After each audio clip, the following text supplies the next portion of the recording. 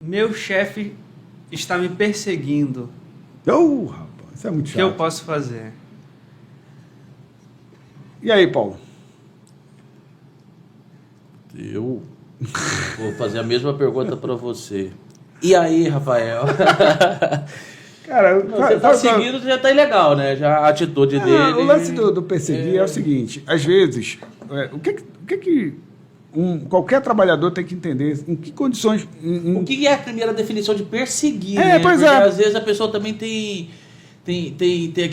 aquela mania de perseguição, vamos dizer assim, né? Porque aí a primeira coisa é determinar o que é perseguir, né? O que se configuraria perseguir? Vamos por um exemplo, vamos colocar um exemplo, a gente não sabe qual é o caso do cara que perguntou aí, mas o lance é o seguinte, digamos que um gerente, vamos usar um exemplo aí, pode ser, que diga assim, cara,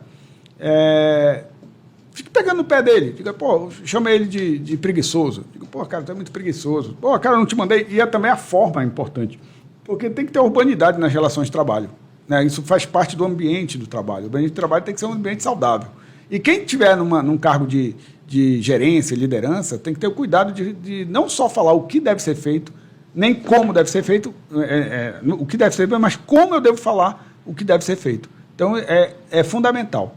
E quando não tem isso, essa urbanidade, quando tem uma espécie de perseguição, quando o cara está sendo ameaçado... Rafael, vamos lá. Como falou um negócio aí, eu logo...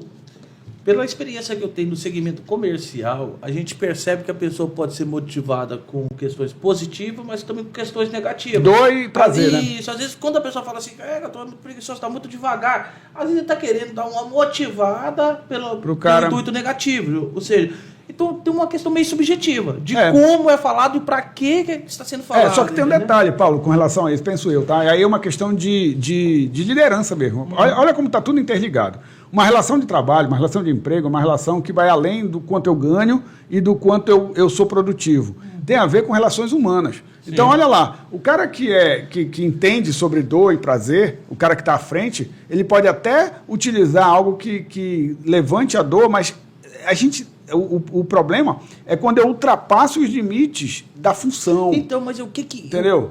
É muito subjetivo, né? Não, mas olha lá, analisar, né? Eu não posso falar da pessoa, cara. Sim. Eu não posso, o cara tá até mesmo com a produtividade baixa, até concordo. O cara não está produzindo como a gente quer. Mas o lance aqui é o cara ter a consciência, pelo gestor que é, pelo líder que ele tem que falar da atitude, não dela, da pessoa. Porque quando eu digo que o cara... poderia colocar no contexto geral sem direcionar a pessoa. Quando eu digo que o cara é preguiçoso, eu estou falando de uma característica de personalidade, de caráter dele. Não é o lance não é esse. Entendi. Poderia utilizar isso de maneira geral, vamos dizer, falando assim, pessoas preguiçosas, que gostam de trabalhar. Não direcionar a ele, de uma maneira geral. Ok, mas eu posso até direcionar para ele, desde que eu tenha cuidado de dizer que é a atitude que precisa ser melhor. Ou seja, como é que eu posso fazer isso? Olha, vem cá, fulano, sabe como se chama isso na gestão? Feedback. Sim. É chegar para ele e dizer o seguinte, cara, deixa eu te falar uma coisa, eu gosto disso aqui em ti. Aí fala da atitude. Eu gosto que você é pontual, por exemplo, chega no horário certo, apesar de morar longe. Exemplo, tá? Aí, mas olha, sabe o que pode ser melhor? Pode ser melhor porque eu acho que aquele relatório que tu tem que entregar poderia ser mais aprofundado. Olha, eu estou falando da atitude dele entregar um relatório e fazer um relatório. E olha, a cereja do bolo é que eu vejo em você um cara que tem família, que quer dar o melhor, que quer... Quando eu consigo, de uma forma, de uma maneira bem objetiva, falando da atitude da pessoa para que ela seja mais produtiva, eu tô mudando todo o paradigma de ser um cara que fica no pé da pessoa e até fazendo ele entender que, caso ele continue naquelas circunstâncias, a probabilidade que ele seja demitido é alta. Então, olha como é. Eu até posso dizer que ele vai ser demitido. Dizer, olha, a probabilidade é alta, mas a forma como eu falo faz toda a diferença. E está aí o ponto. O cara dizer que está sendo perseguido... Então, mas a questão que eu acho que leva ao debate aqui é mais essa questão de identificar o que é. Fala assim, peraí, eu estou sendo perseguido, está tendo essa perseguição de fato ou não? Certo. Até onde a conduta do meu líder está correta ou até onde ele já está passando por abuso, entendeu? Então, ou seja, eu acho que a grande dificuldade das pessoas é identificar isso. Exato. Criar uma linha que é uma linha bem trêmula mesmo, bem fina ali, né? Que vai definir até onde a conduta do meu líder pode ir e de onde ela ultrapassando, ela vai gerar dano, entendeu? O nome técnico disso é assédio moral. O assédio moral tem algumas características. Isso que ele está perguntando, o cara está sendo assediado moralmente ou não? Quais são as dificuldades de quem está sendo assediado? Primeiro, como é que ele vai provar? É um fato, né? Está contando um fato. O cara está me assediando moralmente, está me perseguindo, etc., está me ameaçando, essas coisas. Primeira coisa. Como que ele vai provar Como isso? vai ser a prova? Às vezes acontece do cara fazer um comentário nas redes sociais. Pô, isso é uma prova, então guarda aí, pode ser usado em teu favor. Rede social, às vezes grupo de uma WhatsApp. mensagem de WhatsApp, bem lembrado. Grupo de WhatsApp, dependendo do tipo de cobrança, o tipo de situação que se coloca forma ali, como já tá configura, também. porque já é uma cobrança... É. E questão de liderança, a gente sabe também que todo mundo diz que a cobrança você faz individualmente.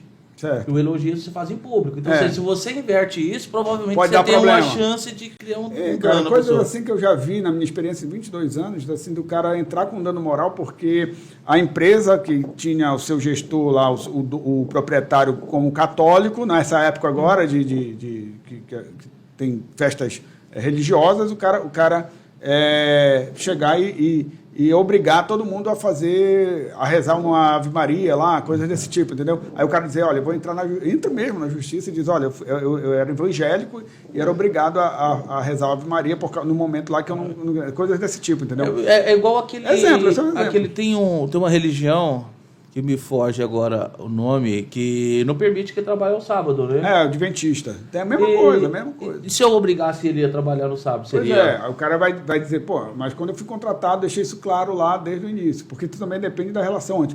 Paulo, todas as ações que alguém ganha ou que alguém perde na justiça tem muito mais a ver do que acontece antes do ingresso, da existência da ação. É aquele, o combinado não sai caro. É, exatamente, pode acontecer. Aí o cara vem, olha, mudou porque eu avisei que era adventista, eles sabiam disso, mas me obrigavam a trabalhar no sábado. Ou então, não, eu no começo sabia que precisava trabalhar no sábado e mesmo assim aceitei o emprego sabendo dessa condição e aí agora Então, é assim, o que aconteceu no começo?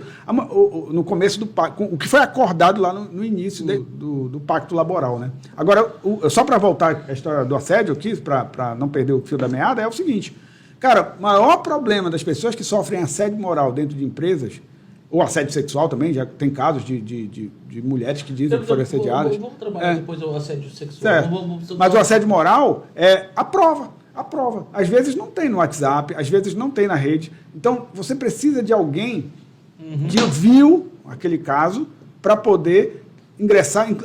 Até para se ingressar com a ação, o cara tem que saber que tem a prova. E é muito difícil, cara. É complicado porque se a pessoa for demitida sozinha, a outra pessoa, para testemunhar em desfavor do patrono, ele provavelmente vai ser demitido também, né? Então entendeu? Ele não vai se muito dispor. difícil alguém testemunhar contra a empresa que o cara está trabalhando. Fica com aquele negócio. Porque no Brasil, qualquer um pode ser demitido sem justa causa, desde que o empregador pague todos os direitos. Então, não tem que justificar porque eu demiti sem justa causa o meu empregado. Basta que eu pague todos os direitos dele. Então, não há um risco do cara ser demitido se ele tentar ser testemunha de quem saiu um dia da empresa.